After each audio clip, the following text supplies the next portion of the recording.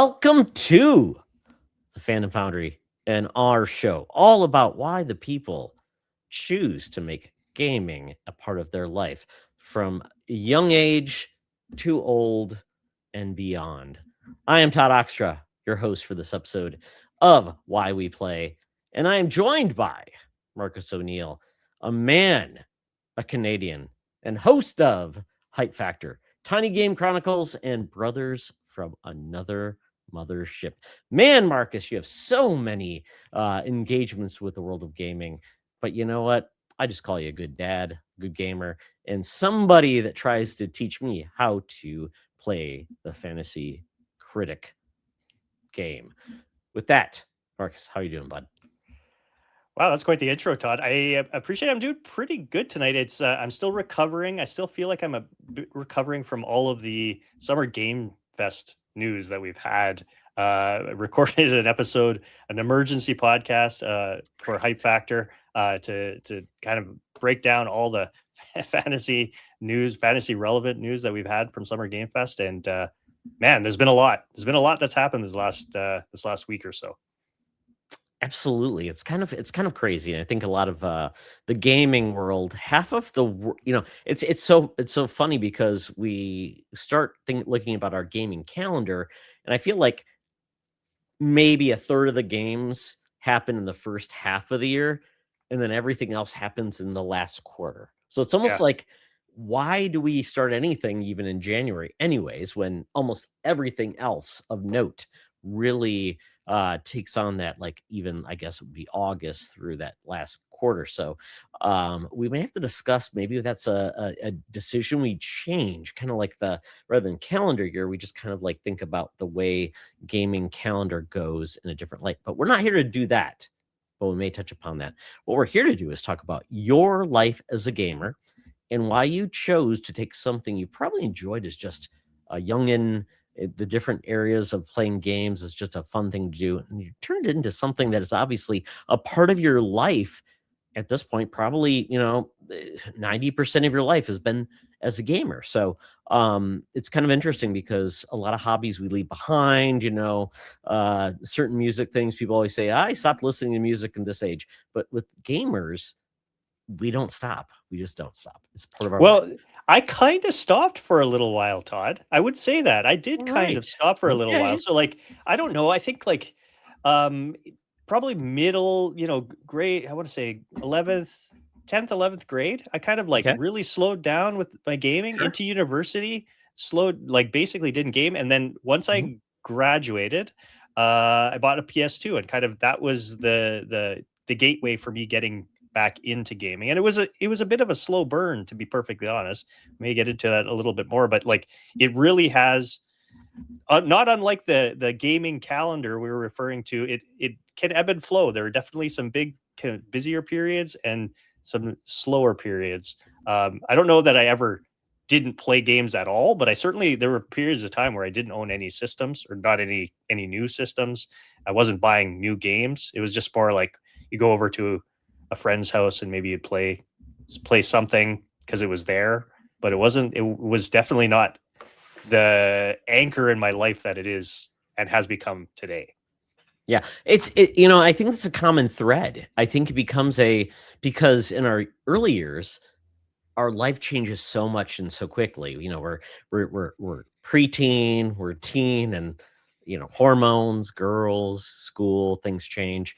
So I think let's just take a step back.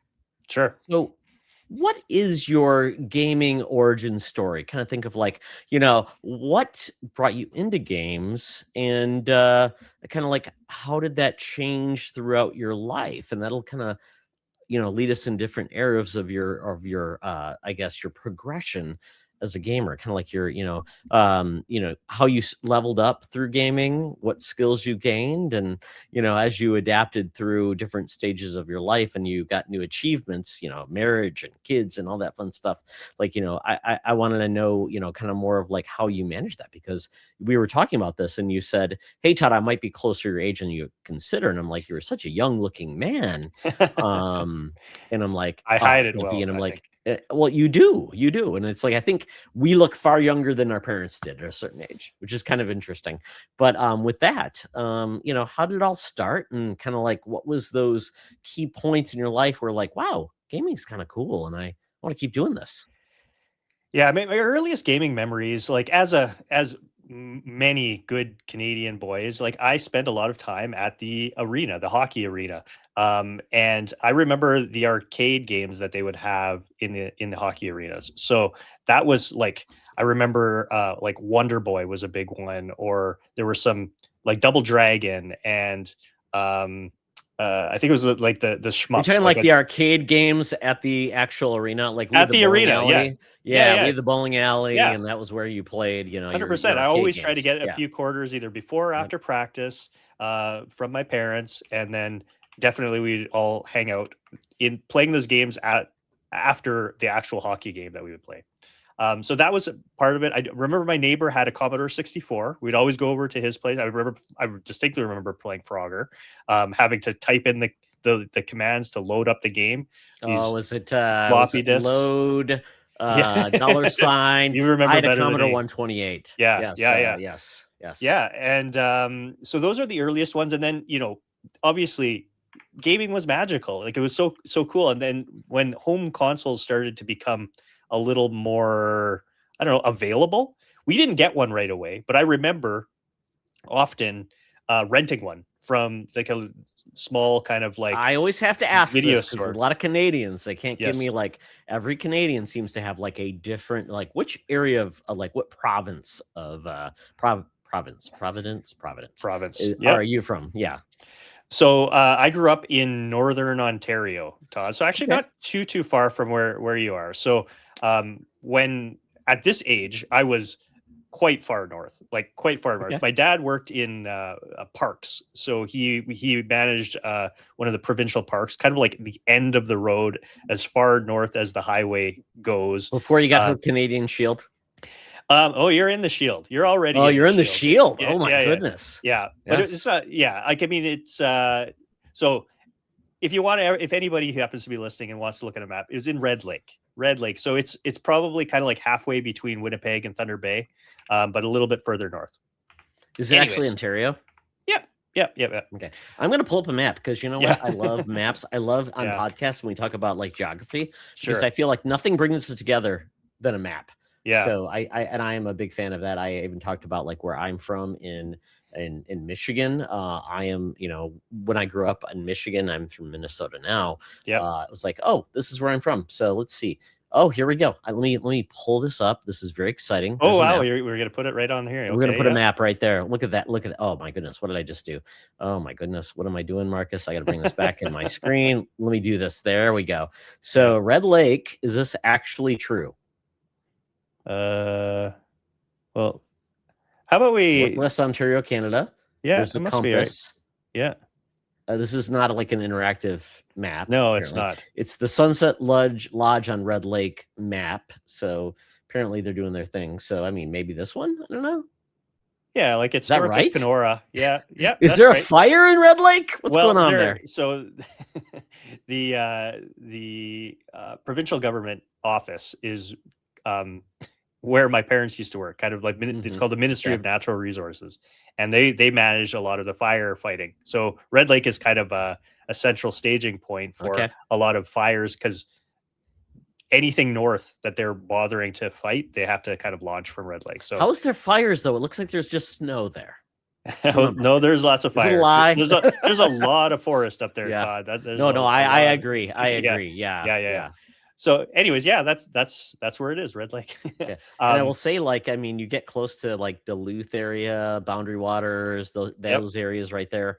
And I'm further down, but I remember as a kid going up to Winnipeg, I'd visit Minnesota and go up to Winnipeg. Yep. Yeah. So when we actually have a General Mills plant there in Canada where they make pizza pops, Marcus. Okay.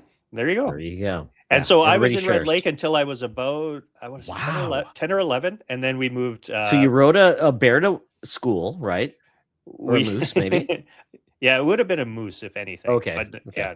And then I moved down towards Thunder Bay. We lived about an hour east of Thunder Bay. It's a small town called Nipigon. And nice. I love that. Yeah. So small, like this is where we were at, and I How remember did you renting. get Yeah, Amazon wasn't delivering back then. We know that. absolutely not. No, You had no. a video store. So what was the name of your video store? Was it a chain? Was it a Oh, I don't. standalone? Oh, no. Just a small, like kind of in the Okay. back of the grocery store in town, sort Oh, of we thing. had my grocery store also give you Yeah, like a little thing. You like get your where rental, they whatever. they Yeah. it was primarily not video games. It was mostly movie rentals with Yes. VHSs, Yes. right? Yeah. And they also happened to have a few systems. And I remember renting. I think it was before really the NES had come to North America. So we were renting the Sega Master System. I don't remember if the Nintendo was Wow, the available. Master System. Wow. Yeah, I had one friend that had a Master System. I remember playing at his place. Yeah. yeah, and because I remember because there was Wonder Boy was a big franchise for Sega, Yes. and Yes. I remember being able to play Wonder Boy, the quote unquote same game that was in the arcade, and I loved the original Wonder Boy. It's a terrible game, Todd, but I Is have that such well? fondness Because I remember playing Wonder Boy on like the NES, where you had like you were riding a skateboard and you threw like bananas. Is it the Correct. same Yeah, game? I don't think it. I don't know if it's called Wonder Boy. There was another one that's called Adventure Island. I don't remember Oh, all the that's what it was. lineage for. It Yeah, was Hudson. but Maybe. it's basically the same Yeah. game. I think with Yeah. a Yeah. slightly No, different you're spin on absolutely it. right. Yeah. Yes. Um. Um, But oh, here yes. we go. Marcus, you know what? We're keeping it real. Here we Oh, go. wow, that's the one. Yeah, that's the one. But it was also like very similar because like you would just like go through and you throw bananas and That's it. hammers and Yep. yeah, I remember that Yep. game. Yeah. Yeah. Yeah. So anyways, I remember renting that. We would rent it for the weekend, and my parents would pick it up on our way home, and we'd rent it for the weekend. And then one Christmas, we ended up getting a Nintendo, and that was kind of it for The that. game Like, because changer, right? I mean, 100%, yeah. in Wonder Boy, there was still like was there saves at all? I don't think so. It was Because you would this rent it and you would get game as was. far as you could get, right? Oh yeah, yeah, Yeah. Okay. and it was just a port of the arcade game, and the arcade game was designed to eat your quarters, like Oh so yes, many of yes, those games at the yes, time, right? yes. So it was not a friendly game design. I've since gone back and played it like a couple years ago. It was on a collection that I had, and I went back and played it with save states, and it's not a great game. It really isn't, but No, you have a lot of no. nostalgia for it. I also did the rentals, but it was like I ended up getting in so I started with a Atari 5200 piece of trash system. Then I got a Commodore 128. My dad got a lot of like copied games from his guys at GM, bring them back, and I'm like, okay, Dad, cool. And then there was some adult games on there too that I didn't realize. I'm like, oh, I should not be Mhm. playing these games.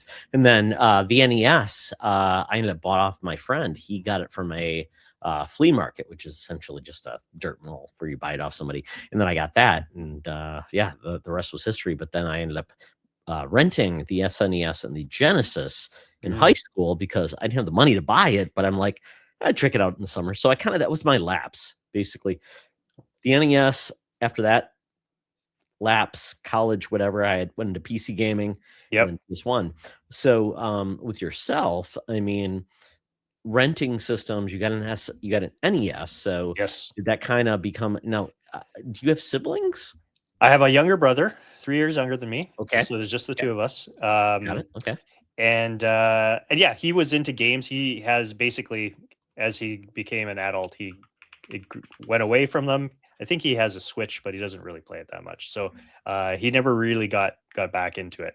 And yeah, we had the NES. I had a fairly decent collection, and then I wanted to sell it to fund Sega Genesis because Sega got me. Sega got me again with was it the blast processing or whatever they all of called it? it. Yeah, Okay, all of that stuff. It got me. It got me good, and I had at the time.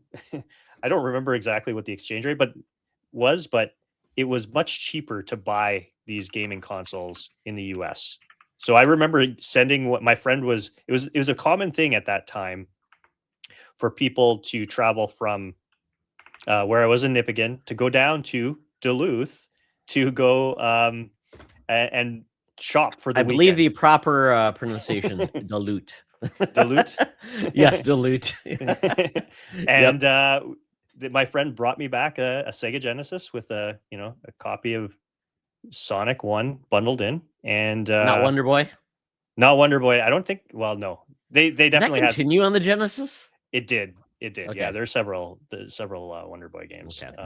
But yeah, no, I mean, I was all in on all of that marketing from that. I was the target audience. That I was what, like 12 or 13 years old. Sega does what But Nintendo Nintendo don't. don't. Yeah, 100%. Yes. So, and then I had a Sega Genesis basically until I went to university. And really, I've mostly played a lot of sports games too. Hockey, of course. But even baseball and football and stuff like that. Golf. I really liked all the sports games. But yeah. Yeah, the Sega Genesis was definitely pretty seminal for me. Have a lot more nostalgia for it. Friends had Super Nintendo, but yeah, it was the Sega Genesis for me for sure.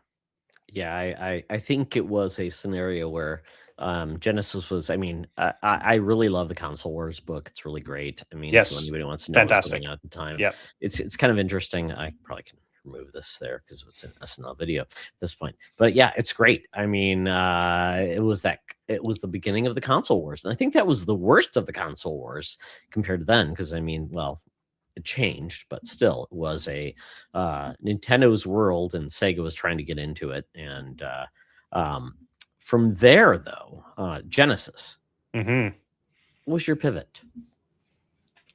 like after the Genesis. Yes. Yeah, so after the Genesis was kind of nothing. That's kind of where I kind of tapped out for a little while. Like because what would I have been? I went to university in '97. Okay. So it's kind of like the tail end of that. Yeah, I went in '93 myself to the college. Yeah. Yeah, and so at that point, I still had my Genesis. I remember bringing it, having it in residence, but all I really had, we would just play NHL. I think it was '96, 94, 90. yeah, Yeah, in those are that the era. that was the Yeah. classic one for sure. But My first roommate in college had a Sega CD. Oh yes, no, I never had that. I've Oh, never even it used it. was Yeah, wonderful. There were some yeah, crazy games, some yeah. interesting games on that system's like, okay, cool. And I Yeah. brought my I finally got a what was it, a Packard Bell 486 SX Mm, computer that was yes. running Windows 3.1, but I could get into CD-ROM and things like that. So did you Right. get into PC gaming because Not you needed a really. PC to write papers? We did, of course, like every Yeah. kid basically every kid that I knew at least was getting a computer to go to university, or at Yes. that time it was Yes. very, very common. And um, I think it was like what would have been Pentium.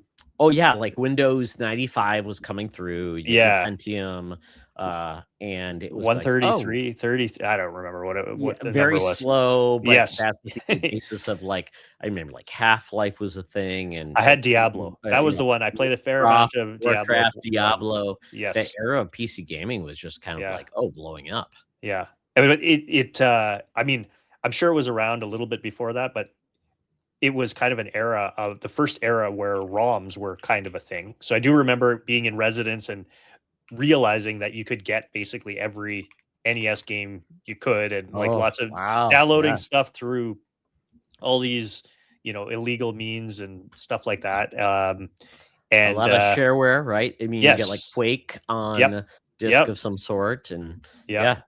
Yeah, and so we did have when I was before going to university, we had a Mac at home, and I remember getting Civilization for for the Mac, Ooh. the first Civ game.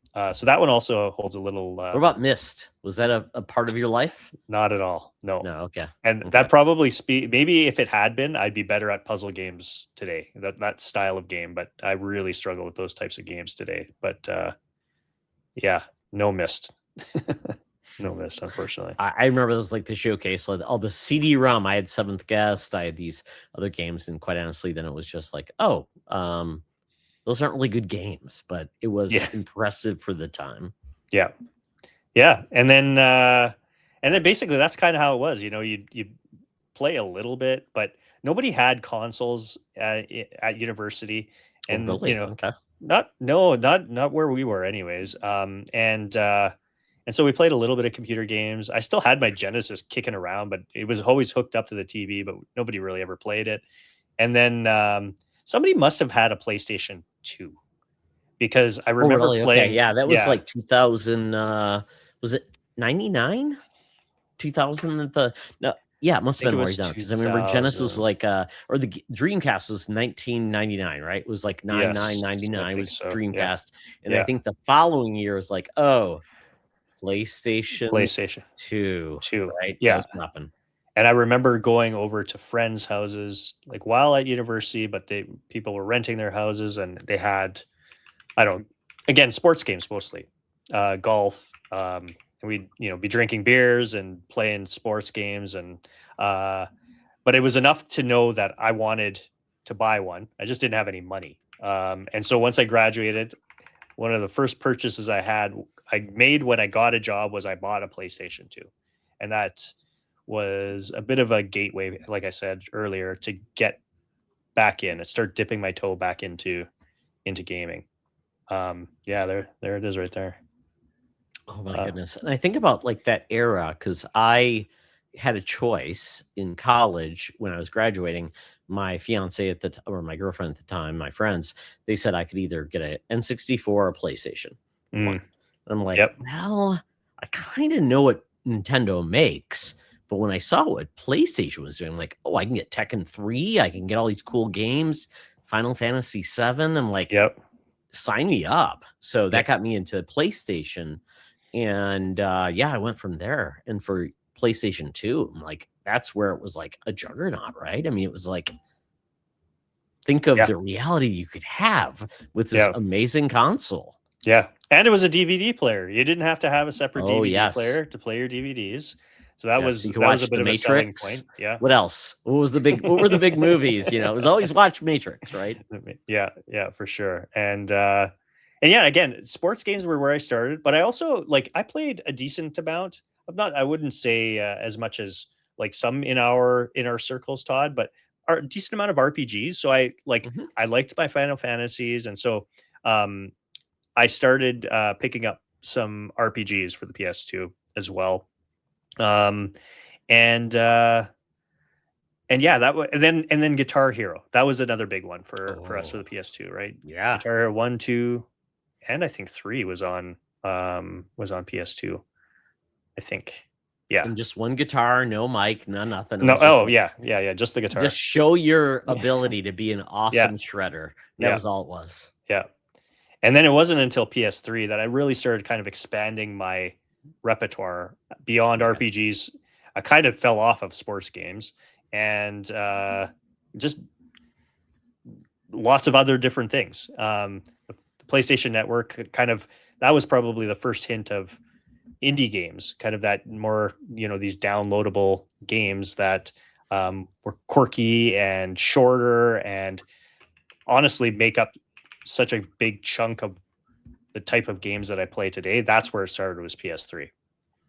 Oh, yeah. I mean, we're getting into the era of online Yeah. games you could download, games you could play that had personality, and you could get games of any size to be Yes. on your system. So, Marcus, with the PlayStation 3 and Xbox 360 era, um, you had to choose a handle. So what was your Yes. first handle? My first handle was Mr. underscore hip 05. Okay. And it's so silly. It's just the Tragically Hip Canadian band, Oh, my yeah. my Yeah. favorite band. So it Hmm. was Mr. Hip, and 05 was that was my number in hockey, 5. So Oh, really? Oh, 5. yeah, Okay. Not like the year you graduated, not like, and no, that's where, yeah. Yeah. no, Okay. yeah, That's yeah, not bad though. That's not bad. It's not pornographic. It's not like tied into drug use. It's nothing yeah. else. It's just very wholesome and it's good. You could continue that name if you wanted to because it's not I, really embarrassing. it's kind of embarrassing. Oh, okay. I Good to changed. know. Well, I mean, it seems so silly, like Yeah. because I have to explain it every what the heck it means. But yeah, as soon as what was it, PlayStation gave you the option of changing it, I was like, yeah, Yes, and I'm PlayStation 4, I did that. Yeah. yes, yeah. So took advantage of that right away, and just been Marcus O'Neill 79 since. So yeah, Wait. So 79, the year of your birth, I there you assume, go. right? Yeah, Yeah, I was 75. yeah. My first handle was always LWH 1993. You want Okay. to guess what that is? LWH. There's no way I'm gonna guess that. Lapeer West High School, 1993. Yeah, there's How no. lame is that? Yeah. Yeah, so I'm like, I got to change that. So then I went to Spartian 98 Yes, because yes. Spartian is Michigan State Spartans, Spartian, party on, Garth. Go from Okay, there. And that's then not bad. 98 was the year I graduated, but in like PlayStation, what do they do?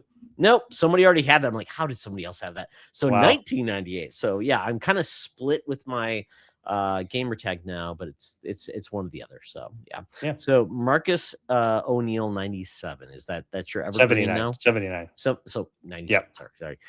I think of like you're starting with everything else with your consoles. So Yeah. 79. That's your evergreen now. It's just easy. I would probably just go Marcus O'Neill, but that was taken. I guess there's another one Well, about your name that's is around here. I was gonna say your name is great, Yeah. but yeah, you're not a Todd Oxtra because like I'm one in a Yeah. million. Marcus O'Neill. There's a lot of O'Neills. There's My a lot of cousin O'Neills. is Yes. O'Neill, Yeah. and yeah, it's definitely an Irish name, I believe, It is is. the start of that. So there's a lot of Irish people there. So Marcus, I'm gonna pause right now. So Marcus, that gets us to I guess your formative adult years, going from university to then becoming a man. You know, Debatable, but sure. Yes. exactly. So that Yeah. gets you on the path of like adulthood, things like that. So from there, I was thinking about this. Um, you know, how do you choose the games you play? Because obviously, when you are limited in your funding, that kind of drives a lot of what you can find at a video store to rent. But from now, I would say, how do you choose? Because it's like your time is limited, but the amount of games you can play are infinite at this point. Infinite. Yes, You're right. yes. Yes. And then what are your like major console? Like what are your platforms you can enjoy games on? And like then how do you decide? Well, that's $1 million question. So I guess I'll start with the platform question because that's easy. I do have a Steam Deck. I hate playing on PC, by the way, Todd. Like an You actual like the PC, drivers, the all of that stuff. The Steam Deck kind of takes most the of that. launchers, all those Yes. fun things. Yeah. So the Yeah. Steam Deck takes most of that away. Mhm. I like the kind of the catalog that I am is available to me on Mhm. PC. I just don't like actually PC gaming. Maybe a side comment. This is why that I was so excited for the Steam machine. Maybe less excited, given where things are at and the likely price of the Steam machine. But that machine is made for me because I like sitting down. I'm playing games on my big screen TV, sitting on a couch, Yep. and Yeah. So so I also have a Xbox Series X and a PlayStation 5. So no Nintendo. no Nintendo. Yeah, no, I'm Okay. I'm not a Nintendo honk. Yeah, Is your spouse a gamer at all? she is not. No, Okay, no. that I can makes get it it. easier I then. can drag her into playing some co-op games every once in a while, but by and large, no. She would never Could you get her into do it a on her own. rock band Yes, singing situation? she Okay, she good. she's the drummer actually. Oh, It's been that's years, awesome. but yeah, she's really good at drums. Well, good Um, luck finding a drum kit, by the yeah, way. yeah, no kidding. Um, how do I choose the games that I play? Yes. I tell you what, Todd, not just because of the podcast that I do, but I've been gravitating much towards more indie games Mhm. in recent years and shorter games in recent years. So those are the things that really speak to me. Um, the shortness is, I think, a means to being able to experience more different things because I feel like um, a lot of games, particularly from the major console makers, I was complaining a little bit to to some friends about um, PlayStation, the state of play. Everybody is so excited in the PlayStation community, and traditionally I've been very much a fan of the PlayStation, but I'm just kind of tired of what PlayStation does. And I'm still play it, the occasional one, but Wolverine, yeah, it looks good. I'm not super excited for it, I would say. Same thing with the new God of War that was just announced. Um, it's just not, those are not the types of games that are speaking to me at this moment. I like what you've got pulled up here, A Short Hike. I love that Yeah, game. Short Hike is very Yeah. fun, very cute. Yes. Yeah. And so, being able playing kind of shorter games, indie games, they're more focused. They usually do maybe one or two things that they really zero in on. And, they have maybe the leeway to not have to cater to a more mass market. So they try, a lot more different things. That's what I really value today is lots of varied, different, unique type of experiences. And that is largely, in my opinion, kind of in the indie space these days. So that has been the bulk of my gaming diet, let's say, in the last year or two for sure. And it's interesting in the indie space. I mean, there are so many games. It's hard to say what's an indie these days. Obviously, independent developer would be somebody who's not tied to a major publisher. But Sure. even then, it's like you get a game like Expedition 33, which is a independent game. It doesn't have a publisher, but they're on everything, and it looks like a game that could have been from a major studio. Totally. So, and my son's the same way. He loved Undertale, and he likes some of these smaller experiences like Slay the Spire, and Yep. he could spend hours in those games. But he also loves like Destiny and Helldivers. So it is interesting to understand like what truly is an indie. I always love an indie that tries really hard and can be beyond just the goofy graphics, the silliness, and can do something amazing. So, but there's all those games are there, and there's a lot of great um, options now to get those bubbled up with 6-1 Indie. I know within regards to the carpool game community, we have the mini indie van. Yes, Folia for Yeah, sure. yeah, Yeah. yeah. And it's great with Fulia. I mean, so I've had her on my show, and I'm like, it's great to understand, like, and it's like, what meets your needs within the indie level versus just they're just goofy, weird things that just weirdos like.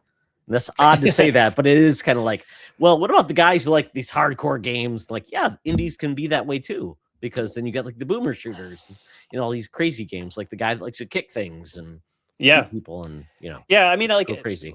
like I kind of said, I feel like they allow for, because they don't have to necessarily appeal to, this sounds really more negative than I intended, but maybe the lowest common denominator. They don't have to sell millions of units to make their money back. Yes. I feel like there tend to be smaller teams. It tends to be more of a passion project, ideas and concepts that these developers are really, really passionate about, can often be quite personal stories.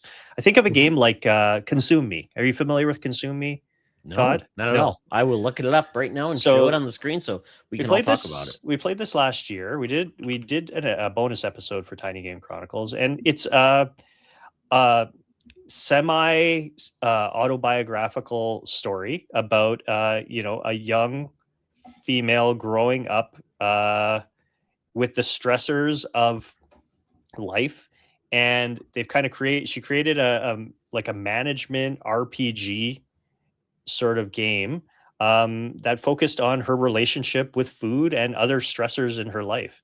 And AAA games not doing that. It's a No. like an incredibly personal, unique type of It's a game, very hyper focused, right? For a hyper person that needs focused. that type of Yes, game. Yeah.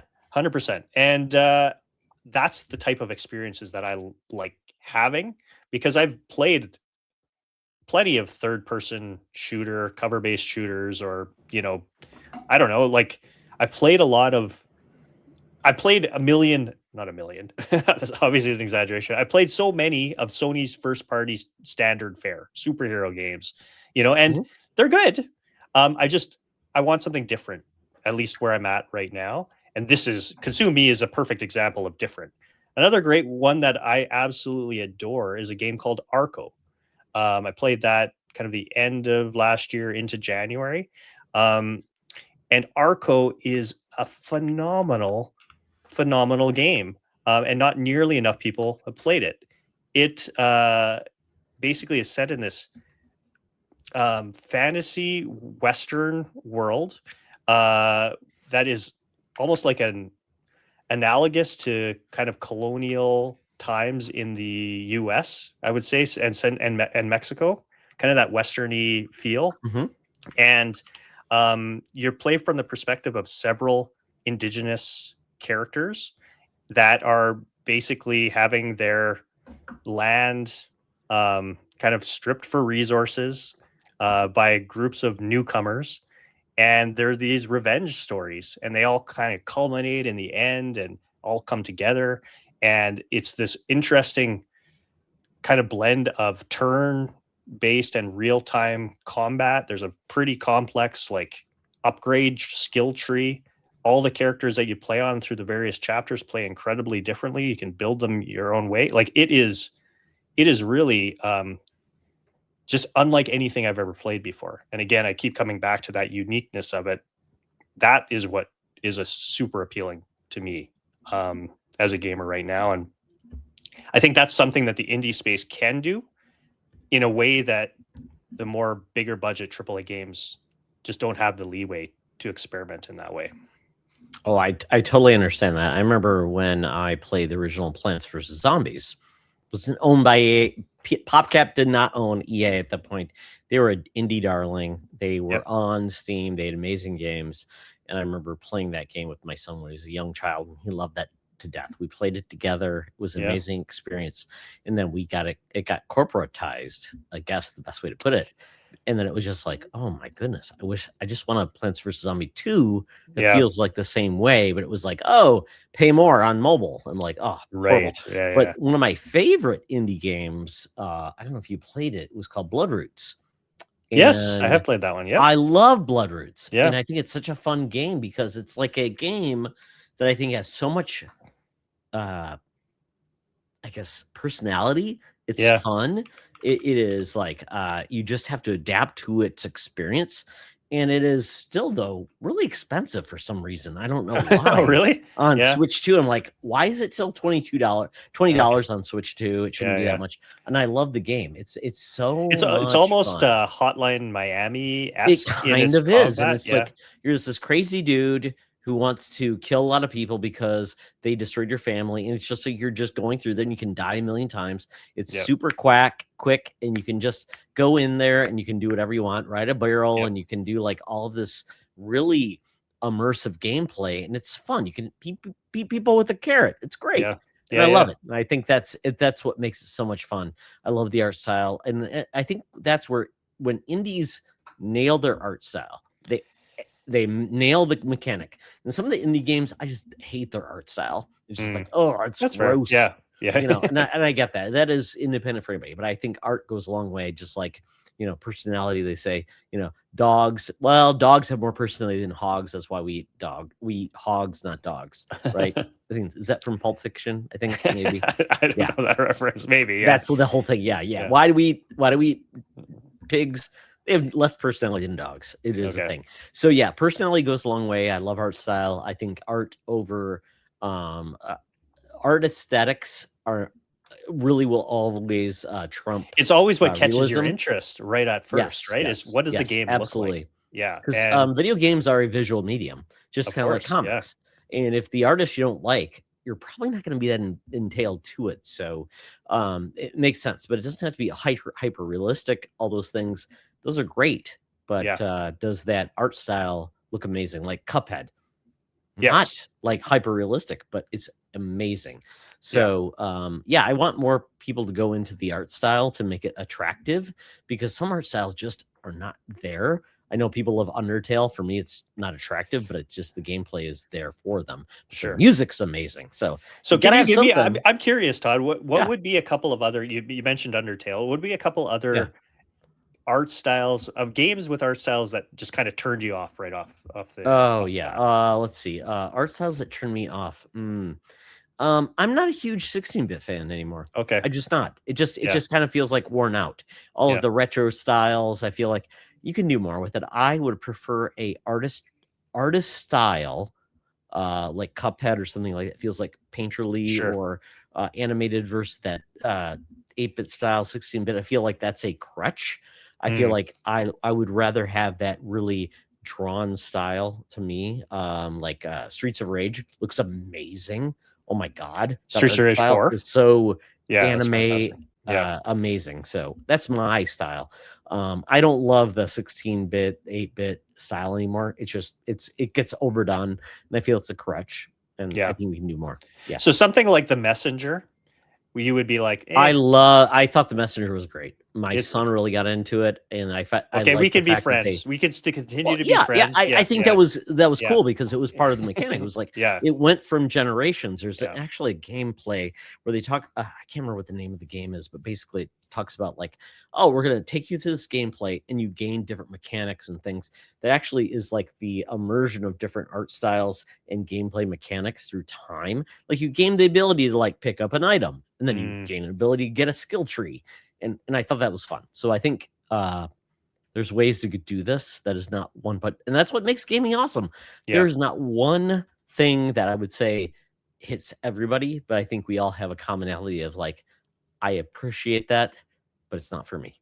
I think we need to yeah, say that more. I 100%. appreciate Yeah, that. It's not for me yeah, versus it's the worst. No, it's yeah, not the worst. It's just not for you. So, that's right. Yeah, so Marcus, let's move on. I think it's important to understand like a little bit more about you. So, not that this talk about indies isn't important. It is, but I need to know what game or character has meant the most for you throughout your mm. gaming career. Ooh, that's a good question. I think it's probably got to go to PlayStation.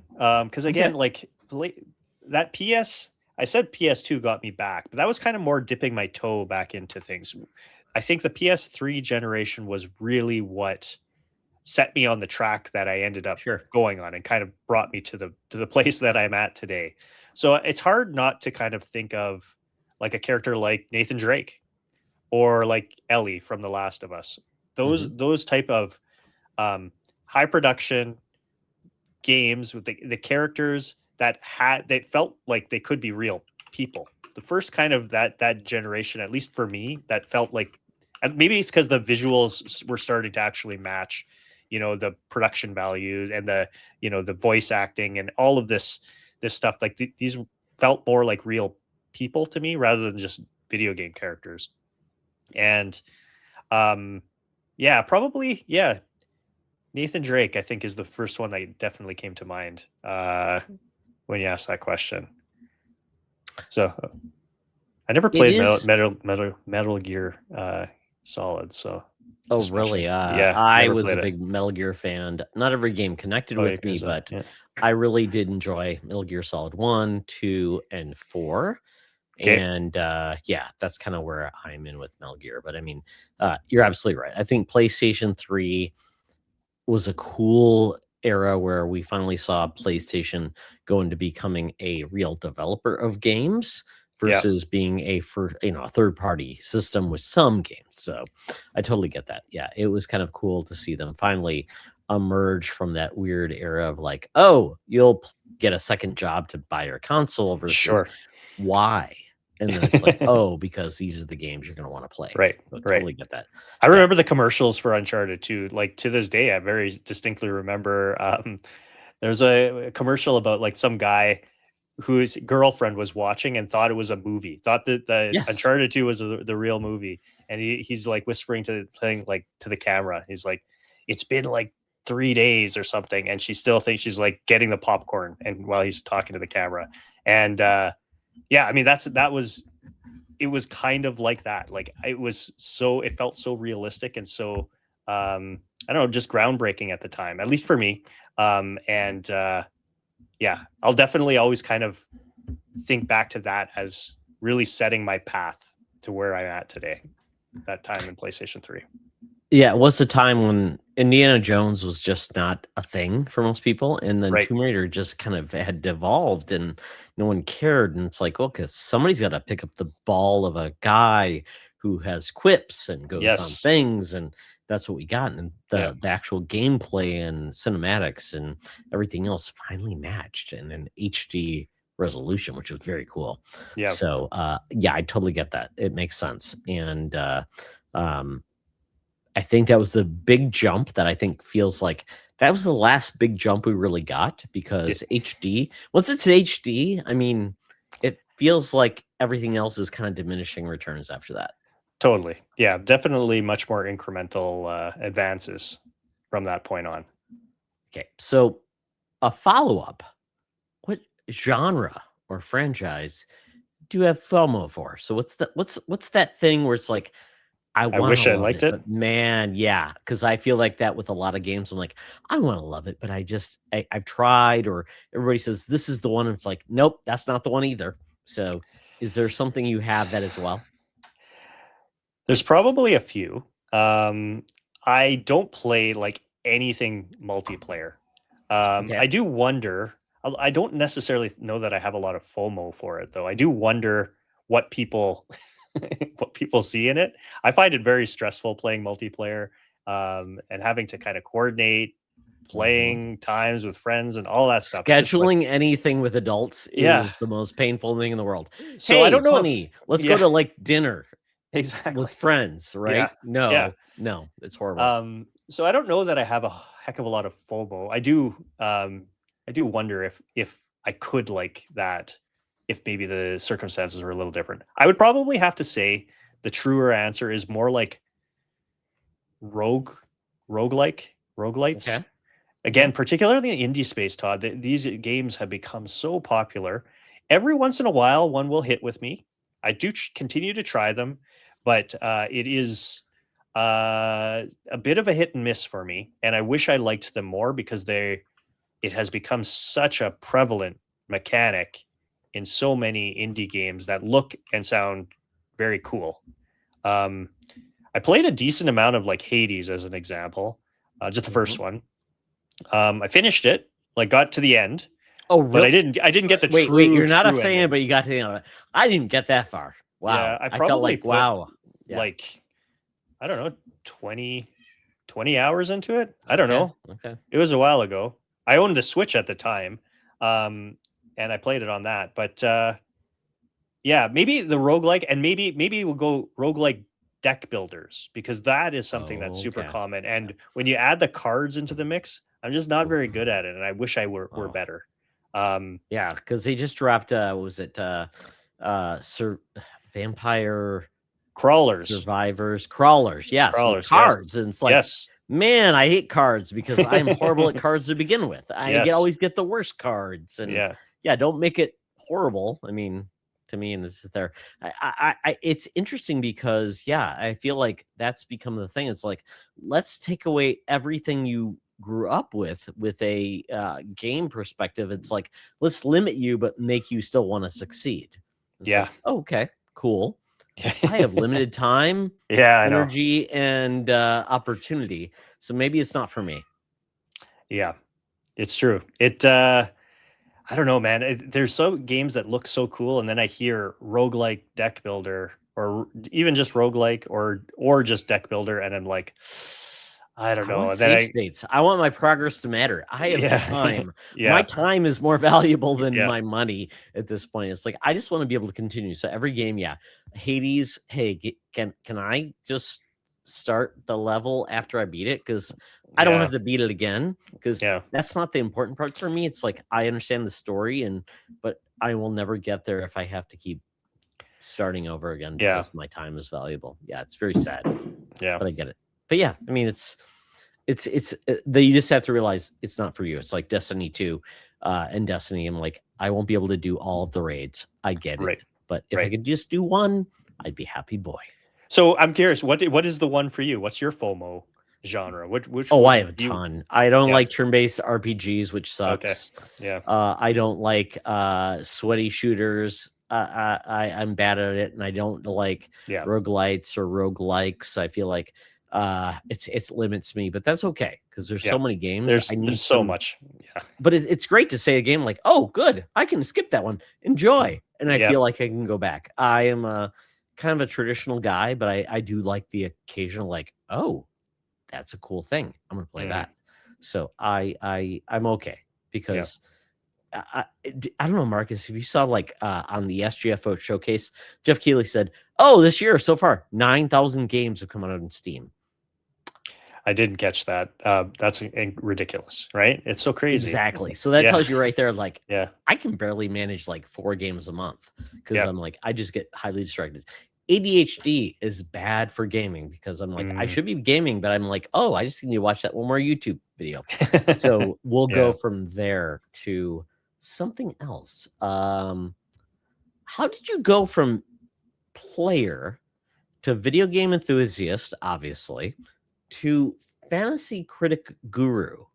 Oh, Because that seems to be a new thing. So I am part of a fantasy football podcast. I do that, but video game critic, that type of thing, it's a new thing. And I remember talking to you about like, I'm going to join this league. And yep. we talked and like, it's kind of crazy that that's emerged. So how did that become a thing for you? Well, it started right where you're at, fantasy football. Fantasy, a little bit of fantasy baseball, but fantasy football for sure. I Mhm. probably played fantasy football, I want to say, for like NFL.com, like in the early 2000s. Like we Mhm. were like, at university with our university friends. We had a fantasy football league for So years. wait. So it's funny because I do a fantasy football podcast. Yep. Eric, Game Positive, has been on our show. He is up in uh, Cape Breton Island, that Oh area, yes. Yeah, yeah. Nova Scotia. far Yep. Atlantic, Yep. and he loves the Jets. I'm like, Okay. how did that happen? I don't know. It's kind of a bad decision. Hmm. For yourself, though, fantasy football. What is your team? The Eagles. Really? How did that Yeah. happen? Fantasy football related. I was a huge fan of Brian Westbrook Oh, and really? Okay. Donovan McNabb. Yeah, they were. It was a real exciting team at that time. And then they got To for a bit. That was Mhm. kind of good. Um, they weren't a great team at that time. They've been, you know, Oh. they've been better the last little Oh, while. yeah, the Eagles have, like, done a lot. Don't ask me about But my team. They're just 60 plus yeah, years of, ridiculousness, yeah. badness, so, yeah. But Todd, I don't play fantasy football anymore. I haven't for That's good for probably. your mental health, by the way. I was spending so much time, so much time. Oh, yeah, I guess I've just replaced it with now Fantasy and you should. Critic, You video should. game It's stuff. better. But It's better because you can actually influence those games versus football. yeah, so yeah. Anyways, the fantasy sports was what started it, and then it was. I think we had heard about it. I think Kind of Funny must have been doing a Fantasy Critic, Yes. A lot um, of them do. Yeah. and then Kyle Stevenson over at the Trophy Room is like, we should Yeah. host one in the community, and I was like, yep, sign me up. And so that was, I want to say, maybe the year after, if not the first year that the site was running, and I Like basically been playing it. 2023, No, 2024? it's no 2020, I think. Really? That far Yeah. back? Yeah. Wow. Wow. Yep. And so I've been playing ever since, multiple leagues every year. I'm in 4 leagues now. Do a Fantasy Critic podcast. We've been able to connect with the creator of Fantasy Critic. We've had him on the show, which was really cool to talk with him. We'll probably get him on again Yeah, and later in the that's the year. HypeFactor podcast that Hype you're part Factor. of. Yes. Yes. Yes. Who's your, co-host so everybody can hear about that? Yeah, John 32, Okay. also a big he's pretty big in the carpool gaming community, and over at PSVG. I think, you've got some friends in With both of Donnie. those. Yep. Yep. Yes, yeah, Donnie for and, sure. yeah, Dev and, all those Yep, guys. Yep. Yep. yep. And Delvin. yeah, we like I think I said right off the top, we we just had a big long podcast to kind of go through all the Fantasy Critic relevant stuff. But it's been cool. It's just a monthly show that we do. And it's been, I think, one of the things that I really like about it, aside from the game itself, which has kind of open doors, might be a bit of a stretch, but kind of like expanded kind of our circles a little bit, kind of Mhm. getting a Yeah. little bit more into the Absolutely. Fantasy Critic community. One of the things I think, to circle back to the actual gaming, is that focusing on trying to predict which games are going to review and score well has exposed me to games that I never would have known about otherwise. And that's been really cool. So Yeah. a game that came out this year, I'm not sure if you've heard of it, Todd, called Titanium Court. Titanium Court No, is a not at kind of, all. so Titanium Court won a big indie prize, I think in March. It's called the Seamus McNally Award. And this is like a big deal within the indie space. I think it gets awarded at what's the big game developers conference? Oh, GDC, right? GDC? Is it GDC? Yeah, Is that the yeah, one that Game takes place Developer Conference. in San Francisco area? Anyways, Yeah, whatever. Game Yeah, Developers Conference. yeah, Is this yeah. the game? GDC. This is Yeah. it. Yeah, So okay. the games that have won the Seamus McNally have been big deals. We heard that this was nominated. Titanium Court was nominated for Seamus McNally. It's like, okay, got to put this game on my radar for Fantasy Critic. Can you put it on our roster, pick it up on rosters? A lot of people hadn't heard of it at the time that you're snagging it. So then you follow its development and you kind of hear like, and oh, it won the award. Oh, this is good. This bodes really well for its Fantasy Critic relevance. I think it's sitting at an 85, right? And this is good. This is a good score for fantasy. Absolutely. So yeah, I think like playing fantasy has really broadened and expanded my knowledge of games in general, because I'm always kind of on the lookout for what's a game that nobody knows about that I can add to my team. And that's cool because it gives me more invested in games I would have never otherwise been invested in. So, Marcus, that might be a good time to like evaluate where I'm at with my team. Sure. So, do you wanna critique me? Let's do it. Bring it up. Let's see where I'm at. Let me log in because apparently Google doesn't remember what I'm doing. Let's see. Go here. Are you there? Okay, thank you. I am in the oh wow, let's see. I'm in the Nerd Chat Battle Royale. Let me bring up my team specifically. Play anywhere, play everywhere.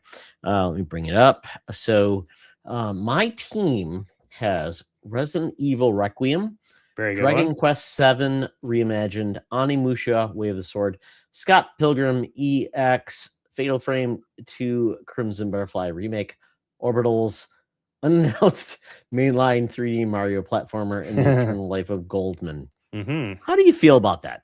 Let me make it a little bit bigger. Let me make it a little bit bigger. There I got my glasses on now, me. so I can read it. Yeah. Okay. Okay. So Resident Evil Requiem, first pick, perfect pick. I think. Did you have the first overall pick?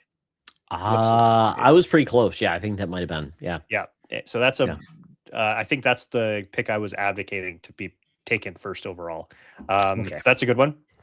Dragon Quest Reimagine, I think underperformed a little bit, but I don't think it was a bad second. 83 is not bad, right? Because it's like you need to be like above 80. Yeah. Is that what the plan is? Okay. I think you should be looking. It depends on your league, of course. Like if there you've got 18 different managers in your league and you've got rosters of 12, like it might be tough to get to 80 with every game. But I think of a league your size, you definitely want to be aiming for 80 with at least 80. You shouldn't be adding things to your roster if you don't think there's a real good chance it should get 80 or above.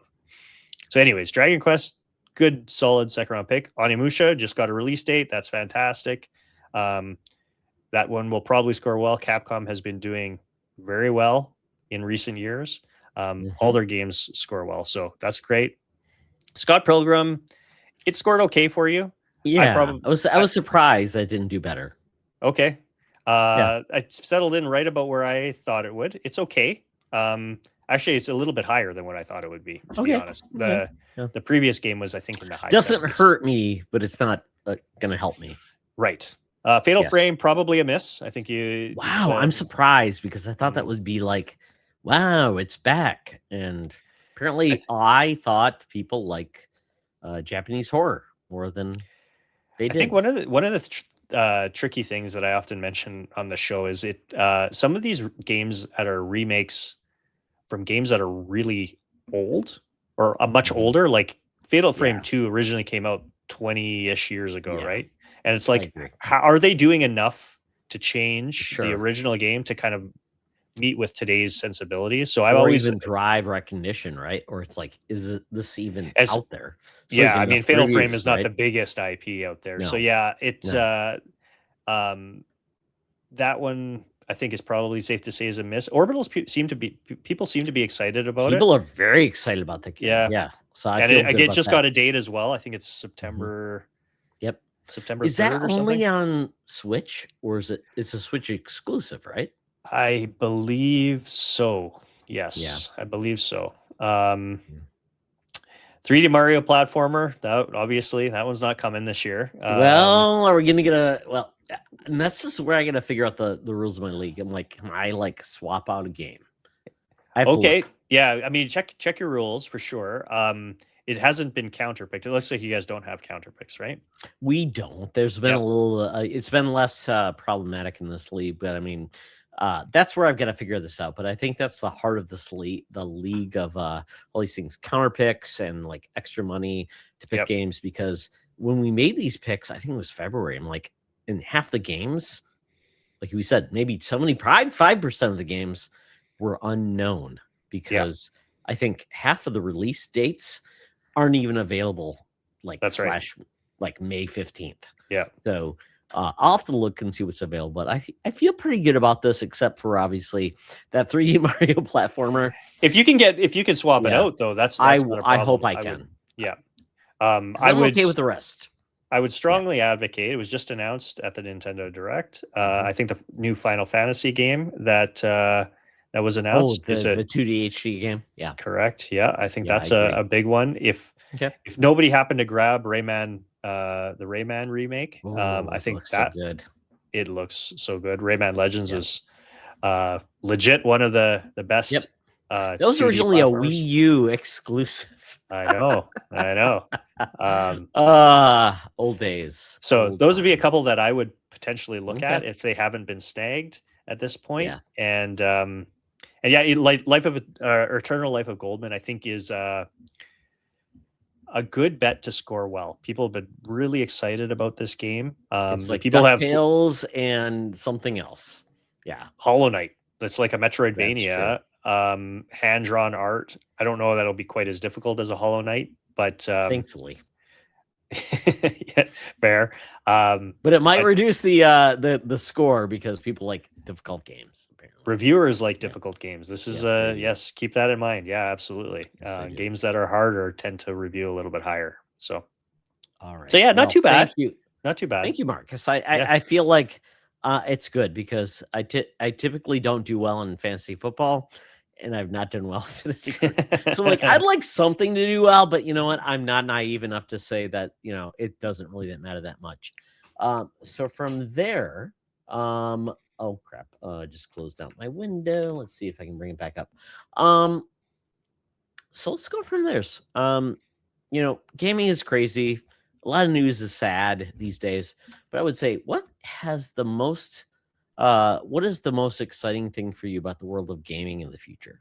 So like what makes you positive about the world of gaming? I mean, I feel like a bit of a broken record. It's indies, Todd. I Okay. really, That's yeah. great. I mean, I think that And is there a game that you would say like this is the game I think that is amazing that we should be paying attention to in the world of gaming indies? that's already out or that we should be looking forward to. Anything like if there's a game that you think we should be paying attention because I thought of like mixtape. Mm, It's amazing. It's an yeah. indie game.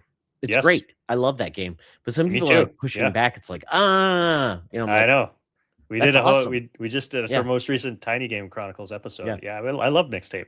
Um so I think like to pick one is hard because I think like that might be the thing that I love so much about indie is that you don't need to have like one that carries the torch. They have like all these things that are kind of like doing these. They can all carry a piece of the torch. They all have one hand on the torch that they're carrying and moving forward. So there's definitely a handful that I think are really exciting and I'm looking forward to. I tend to gravitate to. I look at my shirt right here. I am Well, a big Hollow Knight. Oh Hollow my Knight fan. goodness. So I My do like son a would good love you, and I Metroidvania. like, Why are you so vague, Hollow Yeah. Knight? I don't need that. I need like you to tell me where you are. I need a Yeah. map. Yeah. Don't be vague, Hollow Knight. But so if there's a game you would say this is the indie game you're most excited for, is there one you could point to? I think here's a good example. I've got Sure. this little guy right here. And I think this maybe represents so much of what I like about indie Is games. that Tunic? It is. Hello, Tunic. You Yes. destroyed me, Tunic. You made me feel horrible about my Yeah. life because I'm like, I love you, but you're too difficult for me, Tunic. Yeah. That's Well, they okay. did have an invincibility mode.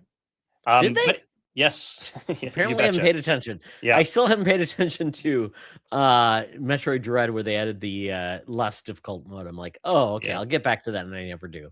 Yeah.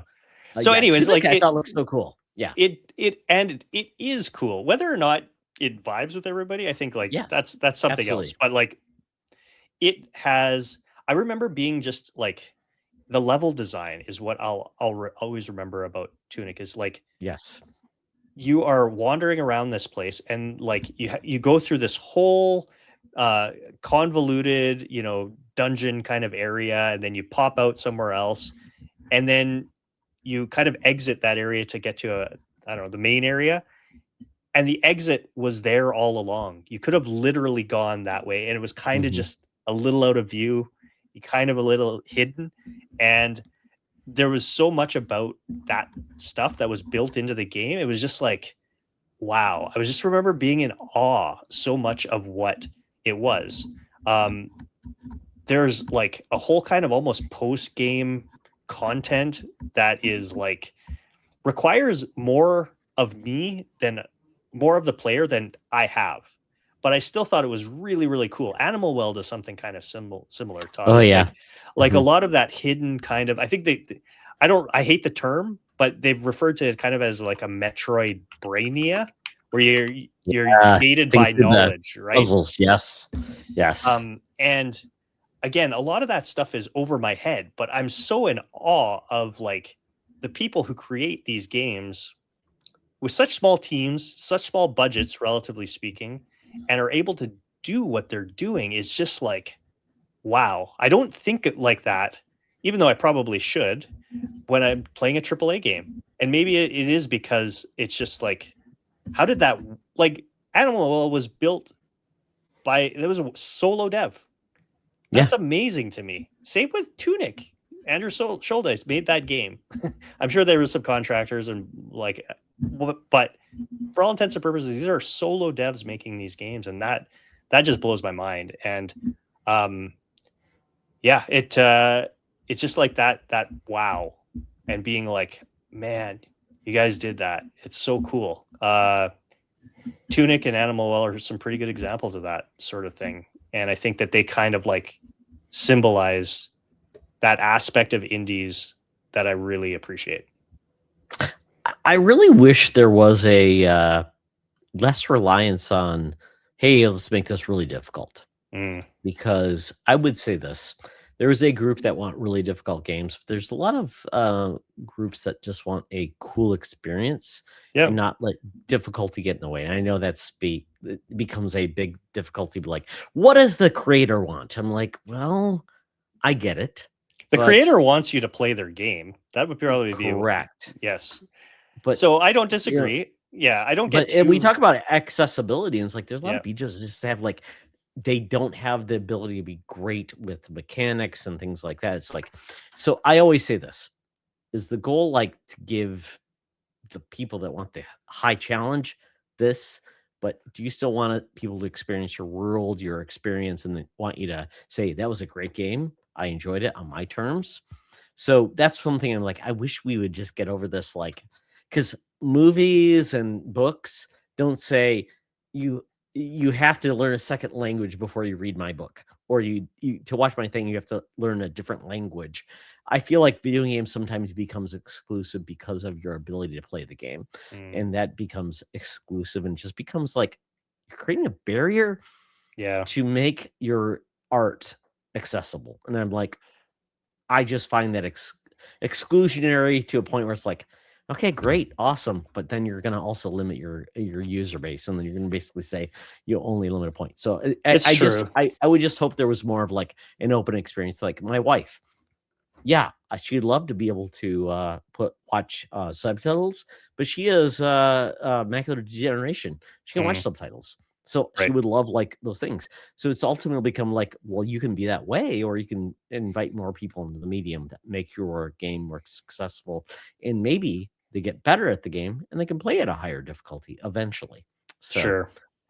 it becomes like a weird thing about like, are you gonna like kill your ability to earn money because you want that? And that's fine. Not all art is meant for everybody, but that's just a perspective of my own to say, if you make it exclusionary, then expect people to say it's not for me, and then you're Totally. gonna limit I your think that's audience. fair. Like for me, like Yeah. I enjoy games that provide like platforming challenge, right? That like a Yes. Hollow Knight, like I'm Yep. playing not an indie. I'm playing Prince of Well, Persia I Lost love Crown right like now. what was it? Guacamelee. I love some of those Yep. challenges. That's Yep. really good. And then Yep. others, I'm like, that is challenging to the point I'm like, I'm gonna set that down because I don't have all day to play just that game. I have a Yep. life. So, Sure. but I And so totally like get for that. me, I like that. But when it comes Yeah. to say puzzles, puzzle games Oh, often annoy yeah. the F Yes. out of me. Like I cannot do it. And so we've played a handful of games on Tiny Game Chronicles, and Michael is a puzzle guy. My co-host is Mhm. big puzzle guy, and so um, he loves those games and doesn't struggle with them like I do. And we've been doing the podcast now for a year and a half, coming up on 2 years, and we've learned where each other's strengths are, and we try not to like go too far away from each other's strengths when we're choosing the games we are, because we don't want each other to have a horrible experience playing a game that we're going to have to talk about, um, while still trying to be open to at least trying some of these games that push us out of our comfort zone a little bit. But yeah, I Yeah. mean, like puzzle games, like I think of like Monkey Island, the most recent Monkey Island game. What was it called? Sure. Secret of Monkey Island? No, There's many. Return to Monkey Island. No, Yeah, the newest one. exactly. Yeah. Yeah, Yeah. and they had a really like that is almost like the quintessential um puzzle that I struggle with. Those point and click, like using items in your inventory And if to you didn't do it exactly right, then you're like, oh what is wrong? but How did I screw it up? that Yeah. particular game, they modernized the hint system, at least in terms of like Versus the old days when I played King's Quest on a yes, Tandy, it yeah, was like I didn't type it in right, and I just felt like, oh my god, I have nowhere to turn, and yeah. I'm in the middle of nowhere, Michigan, and there's no hint line.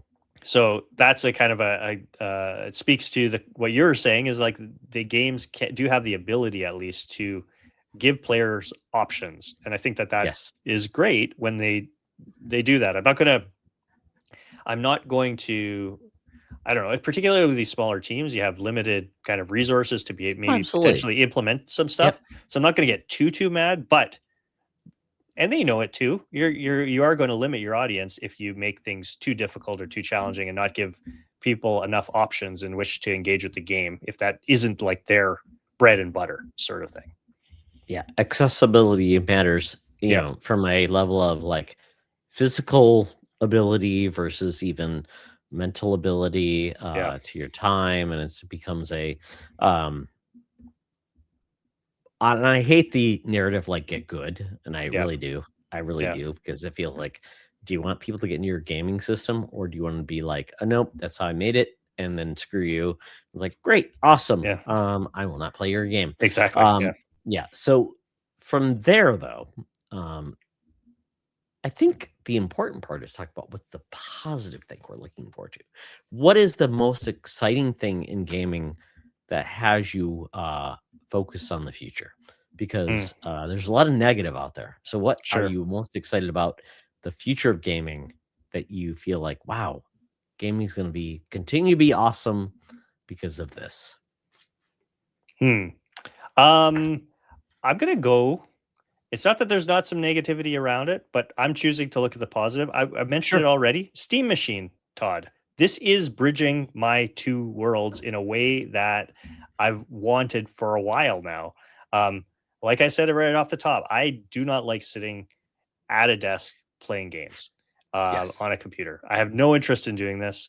But I want access to the games that are available on PC that are not happen to be available on console. So I'm a little worried that this thing is going to be uh, astronomically expensive.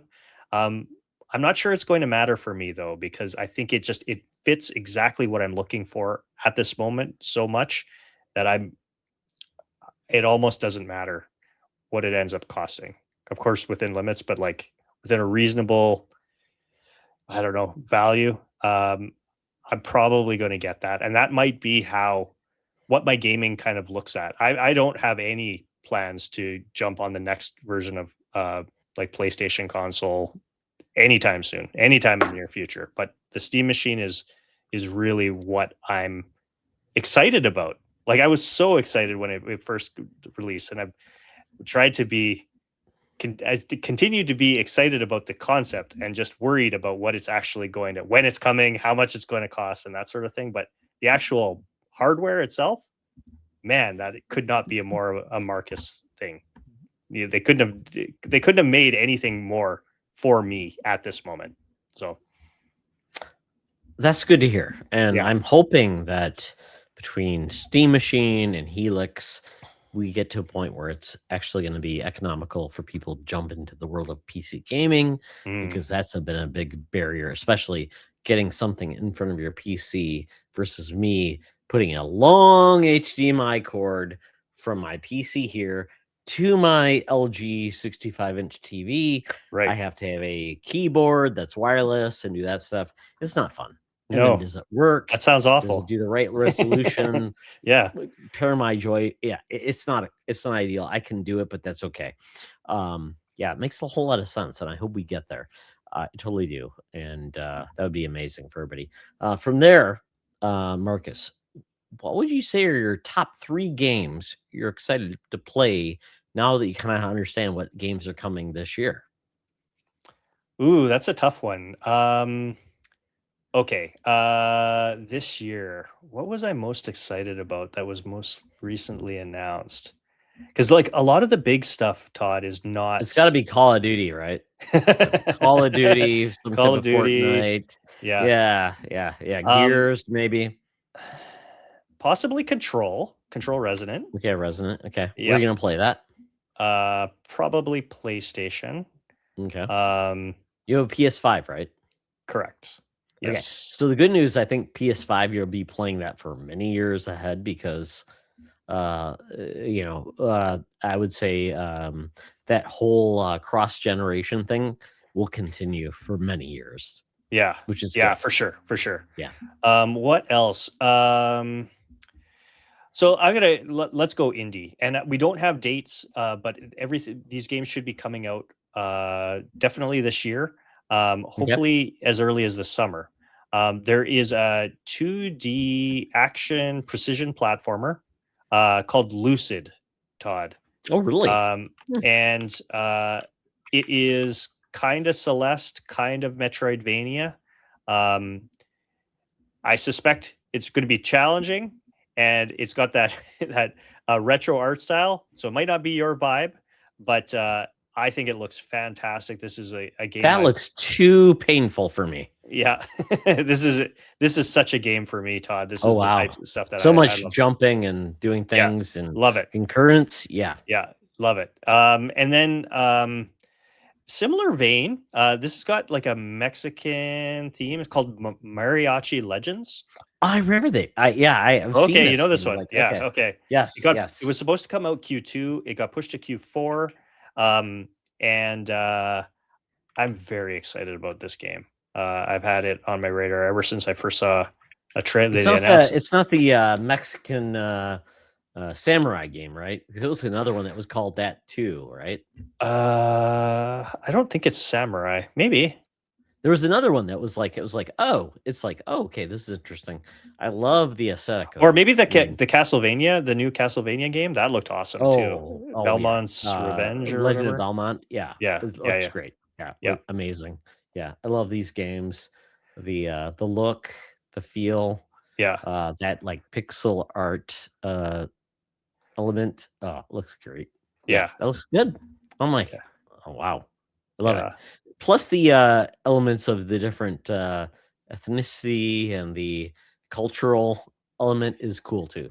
I'm a big sucker for like kind of Latin American and Western. That was kind of what Yeah, Arco really the game I mentioned right off the top is yeah, kind of touching on some of that. I don't know, the setting that I really dig, and Mariachi Legends is kind of a kind similar of sort like of thing. Guacamole too, right? It was Yes, like kind of that feel. love me Yeah, some guacamole. absolutely. Yeah, yeah, Yeah, very cool. Well, Marcus, we are at the end of our podcast. Thank you so much. I'm glad I now understand better why you still play. So before we end, tell people where they can follow you and see basically all the awesome things that you do around the world of the web. yeah. Thanks so much for having me on, Todd. It was a real blast chatting with you. If folks are interested in following me or catching up with what it is I do, you can follow me on Blue Sky at Marcus O'Neill 79, same as my PlayStation handle, and the three other podcasts that I've scattered throughout the episode here. Tiny Game Chronicles, which is a bi-weekly show that I do with my good friend Michael, where every other week we discuss a game that is about 5 hours or less. Most recent episode we did on Mixtape. Hype Factor, a Fantasy Critic podcast. That's a monthly show that I do with my good friend John 32. Talk all things Fantasy Critic. And then the third show is Brothers from Another Mothership, which is really just a good excuse to get together with three good friends, Ron, Matt, and Quag. And we discuss video game topics. Most recent episode just dropped a couple days ago now, where we had a bracket where we debated the worst video game design features. And that was a lot of fun. Love that. I love to critique game mechanics and things like that. It's like people think are good, still a good idea in Yeah. modern games. So it's like, really, why Yeah. are we selling this? Well, thank you so much, Marcus. This has been great. I'm glad you could join me. I love my Canadians, and you're one of the best Canadians that I know in this world. If you want to follow me, I'm at Todd Oxtra at Toxtra on the Instagram in the Blue Sky, but more importantly, at the Fandom Foundry on Blue Sky, Instagram, Discord, YouTube, and all of our podcasts around the world. So, with that, if you are a person that wants to talk about their history and their gaming and why they still game, let me know. With that, I will say thank you so much. The world of gaming is awesome. Please game, because it makes us a better people and it helps us understand other people that game today. So thank you, Marcus, Thank and you. everybody else. Game and have an awesome time, because our time is short, but our gaming interest is that much better. So have a good night, and we'll talk later. Bye bye. Bye bye.